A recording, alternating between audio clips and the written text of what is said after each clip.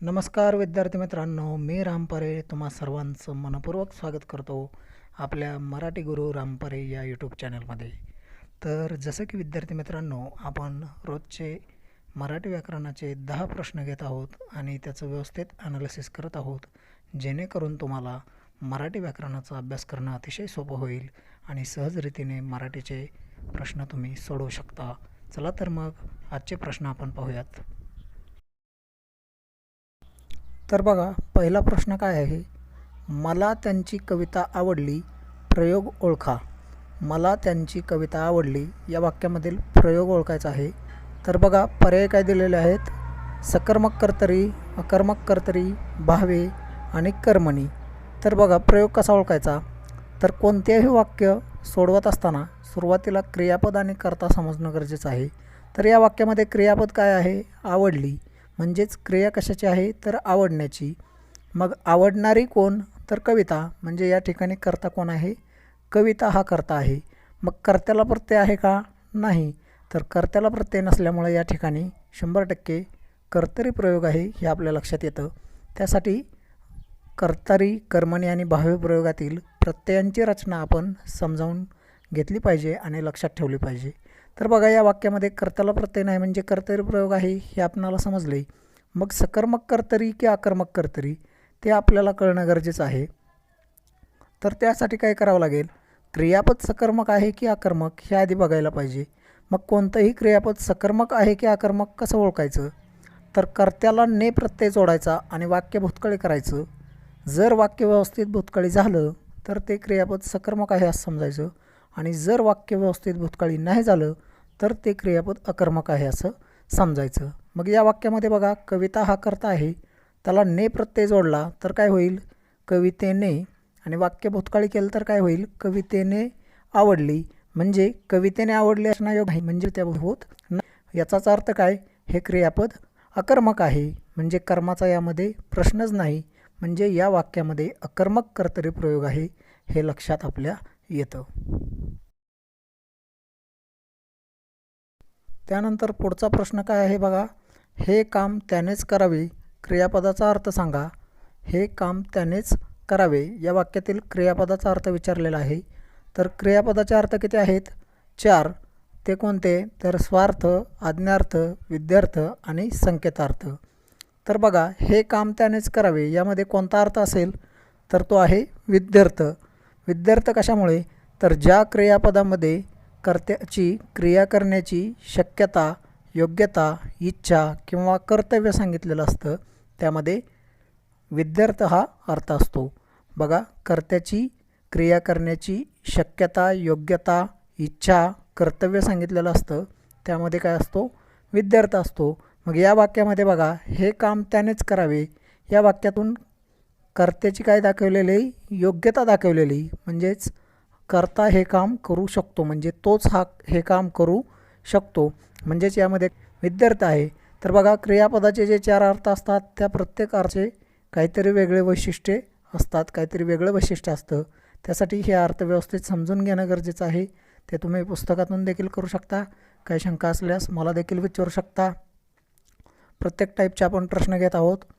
तुम्ही मागील भागामध्ये जाऊन इतर प्रश्न देखील बघू शकता. त्यानंतर पुढचा प्रश्न काय आहे बघा? वचन कोणते? कळप या नामाचे वचन कोणते? पर्याय काय आहेत? एक वचन, अनेक वचन, बहुवचन आणि संदिग्ध. म्हणजे यामध्ये संदिग्धता आहे. असे 4 पर्याय आहेत. तर कळप या नामाचे वचन काय होईल? तर कळप या नामाचा प्रकार काय आहे? तर कळप हे समूहवाचक नाम आहे. आणि लक्षात ठेवा, समूहवाचक नामे ही नेहमी एकवचनीच असतात. त्यामुळं कळप हे सुद्धा काय आहे? एकवचनी नाम आहे. कारण कळप या नामाचा आपण जर वाक्यात उच्चार केला तर आपण काय म्हणतो? तो पहा कळप चालला आहे.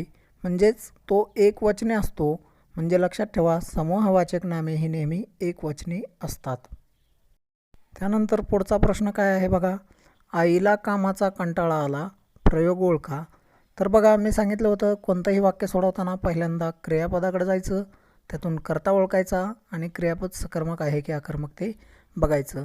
तर बघा, आईला कामाचा कंटाळा आला. क्रिया कशाची आहे? येण्याची. येणारा कोण? कंटाळा. म्हणजेच कंटाळा हा काय झाला?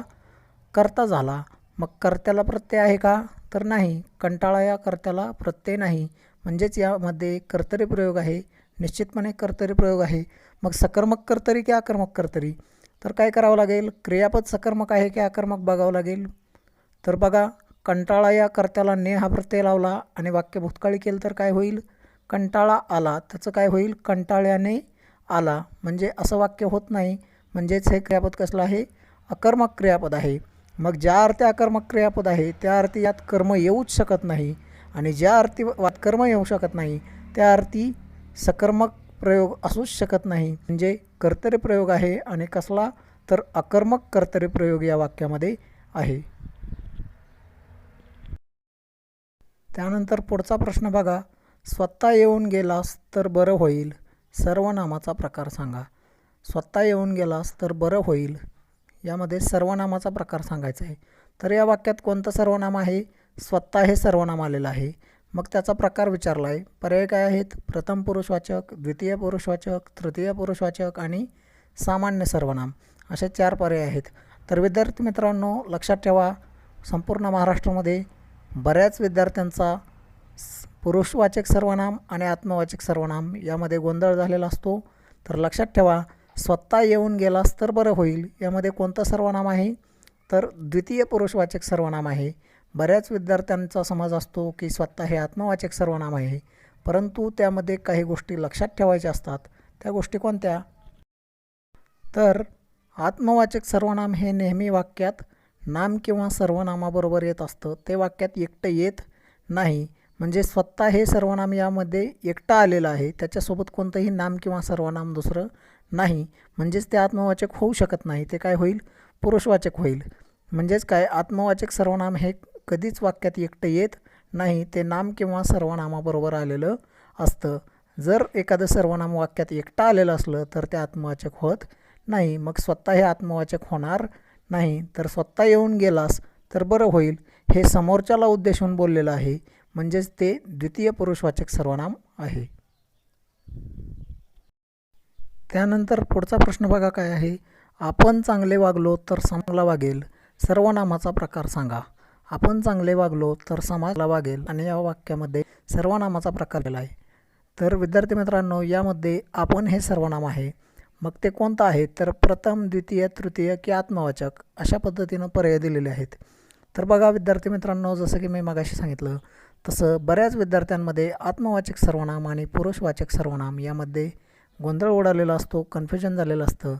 तुम्हाला जर असं काही कन्फ्युजन असेल तर तुम्ही निश्चितपणे मला कमेंट करू शकता, किंवा व्हॉट्सअपवर मेसेज टाकू शकता, किंवा कॉल करू शकता, नो प्रॉब्लेम. तर बघा, या वाक्यामध्ये आपण हे कसलं सर्वनाम आहे? तर आपल्याला प्रथम, द्वितीय, तृतीय की आत्मवाचक हे समजत नाही. तर बघा, मगाशी मी सांगितलं आत्मवाचक सर्वनाम हे वाक्यात कधीच एकटं येत नाही, परंतु कधीकधी ते एकटं येतं असा एक अपवाद आहे. परंतु अशा वाक्यामधून तिला किंवा समाजाला काहीतरी उपदेश केलेला असतो. मग या वाक्यामधून आपण चांगले वागलो तर समाज चांगला वागेल असा एक उपदेश केलेला आहे. त्यामुळे या ठिकाणी आपण हे आत्मवाचक सर्वनाम होतं, हे लक्षात ठेवा. म्हणजे या प्रश्नाचं उत्तर आत्मवाचक आहे, आणि हा प्रश्न विचारलेला देखील आहे. त्यानंतर पुढचा प्रश्न बघा काय आहे? आज पिसाळलेल्या कुत्र्याने लोकांना जोरात पळवून लावले, विशेषण ओळखा. या वाक्यामध्ये कोणतं विशेषण आहे ते आपल्याला ओळखायचं आहे.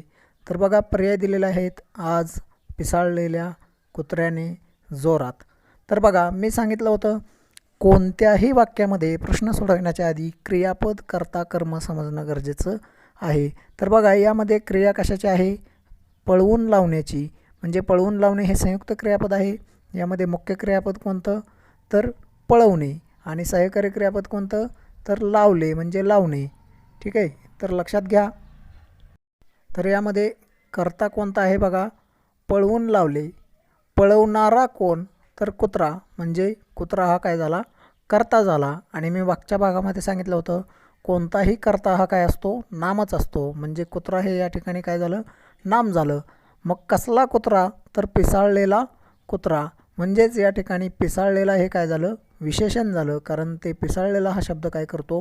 कुत्रा या नामाविषयी विशेष माहिती सांगतो. म्हणजेच पिसाळलेला हे काय झालं? विशेषण झालं. म्हणजे या वाक्यातील विशेषण कोणतं आहे, तर पिसाळलेला हे विशेषण आहे. तर पिसाळलेला या विशेषणाचा प्रकार विचारला तर काय सांगता येईल, तर पिसाळणे हे क्रियापद आहे, त्या क्रियापदाच्या मूळ धातूपासून तयार झालेलं हे विशेषण आहे पिसाळलेल्या, म्हणजेच हे धातुसाधित विशेषण आहे, हे लक्षात ठेवा. त्यानंतर पुढचा प्रश्न बघा काय आहे, सुजन वाक्य कानी पडो कारकार्थ ओळखायचा आहे. कोणत्या शब्दाचा, तर कानी या शब्दाचा कारकार्थ ओळखायचा आहे. कोणत्या, कानी या शब्दाचा कारकार्थ ओळखायचा आहे. तर बघा सुजन वाक्य कानी पडो, कानी या शब्दाचा कारकार्थ ओळखायचा आहे. मग यामध्ये कानी या शब्दाची विभक्ती काय होईल बघा आधी, तर कानी मूळ शब्द काय असतो, कान, आणि या कान या शब्दाला ई हा प्रत्यय लागलेला आहे, म्हणजे या ठिकाणी कोणती विभक्ती होईल, तर सप्तमी होईल. तय्यामधलं कानी म्हणजे तय्या ही सप्तमी विभक्तीतील प्रत्यय आहे तय्या, तर त्यामधला ई हा प्रत्यय आहे, म्हणजे या ठिकाणी सप्तमी ही विभक्ती होईल. आणि कारकार्थ होईल, आता कारकार्थ कसा काढायचा असतो, तर त्या शब्दाचा वाक्यातील क्रियापदाशी कोणता संबंध आहे याच्यावरून कारकार्थ ओळखायचा असतो. तर बघा यामध्ये क्रियापद काय आहे, पडो, म्हणजे क्रिया कशाची आहे, पडण्याची, म्हणजे क्रिया कशाची आहे, तर पडण्याची. मग पडणारे कोण, तर वाक्य, म्हणजे वाक्य हा झाला कर्ता. आणि कुठे पडो, कुठे पडावे, तर कानी, म्हणजे कानात पडावे. याचा अर्थ क्रियेचं काय सांगितलेलं आहे, स्थळ सांगितलेलं आहे, म्हणजेच कानी या शब्दाचा कारकार्थ काय होईल, अधिकरण होईल, कारण अधिकरण या कारकार्थामधून क्रियेचं स्थळ किंवा क्रियेची वेळ सांगितलेली असते. हे समजून घ्या आणि लक्षात ठेवा. त्यानंतर पुढचा प्रश्न काय आहे बघा, अनेक वचनी शब्द ओळखा आणि पर्याय आहेत फळा, मळा आणि खिळा. असे प्रश्नपत्रिकेमध्ये असतोच, कुठल्याही स्पर्धा परीक्षेमध्ये असा एक प्रश्न असतोच, हे लक्षात ठेवा. तर बघा शाळा, फळा, मळा आणि खिळा यामध्ये बघा अनेक वचनी शब्द कोणता आहे असं विचारलेलं आहे. तर बघा फळा हा एकवचनी शब्द आहे, मळा हा सुद्धा एकवचनी आहे आणि खिळा हा एकवचनी आहे. मात्र शाळा हा शब्द एकवचनी आणि अनेकवचनी अशा दोन्ही पद्धतीने वापरता येतो, त्यामुळे या ठिकाणी शाळा हे उत्तर देणं योग्य ठरेल. त्यानंतर पुढचा प्रश्न बघा, शेवटचा प्रश्न आहे, चुकीचे वाक्य निवडा. आणि विद्यार्थी मित्रांनो एक लक्षात घ्या, अशाच पद्धतीचे प्रश्न आता इथून पुढे येणाऱ्या परीक्षांमध्ये, सरळ सेवेच्या परीक्षांमध्ये असतील किंवा कोणत्याही इतर स्पर्धा परीक्षांमध्ये असतील, असेच प्रश्न विचारले जाणार आहेत. तर बघा हा प्रश्न एकदम महत्त्वाचा आहे. चुकीचे वाक्य निवडा.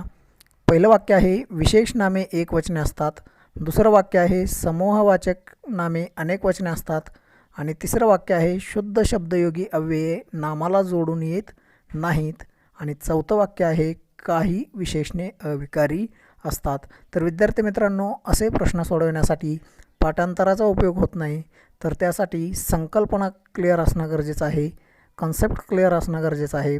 तर बघा पहिलं वाक्य काय आहे, विशेष नामे एकवचने असतात. तर मी सांगितलं होतं तुम्हाला विशेष नामे ही नेहमी एकवचनेच असतात. उदाहरणार्थ राम हे विशेष नाम आहे आणि ते एकवचने असतं. त्यानंतर बघा तिसरं वाक्य बघा डायरेक्ट आता, शुद्ध शब्दयोगी अव्यये नामाला जोडून येत नाहीत.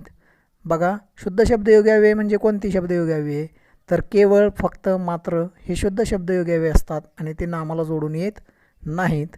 त्यानंतर तिसरं वाक्य काय आहे, काही विशेषणे अविकारी असतात. काही विशेषणे अविकारी असतात. बरोबर आहे, कारण काही विशेषणे ही विकारी असतात तर काही विशेषणे ही अविकारी असतात. बघा तुम्ही विशेषण हा लेसन जर व्यवस्थित अभ्यासला तर तुमच्या लक्षात येईल काही विशेषणे अविकारी असतात. उदाहरणार्थ राम छान दिसतो, मग यामध्ये छान हे विशेषण आहे. जर रामचं लिंग बदललं तर सीता छान दिसते, म्हणजे छान या विशेषणावरती काहीही परिणाम होत नाही, विकार होत नाही, म्हणजे ते अविकारी आहे. असे काही विकारी असतात तर काही विशेषणे अविकारी असतात. परंतु 2 नंबरचं वाक्य बघा, समूहवाचक नामे अनेक वचने असतात. तर विद्यार्थी मित्रांनो याचं उत्तर देखील मागच्या एका प्रश्नातच तुम्हाला मिळालेलं आहे. मी सांगितलं होतं समूहवाचक नामे ही सुद्धा एकवचनीच असतात. मगाशी आपण एका प्रश्नामध्ये पाहिलं होतं कळप या नामाचे वचन सांगा किंवा एकवचनी शब्द सांगा. तर कळप हे समूहवाचक नाम आहे, परंतु ते कसं असतं, एकवचने असतं.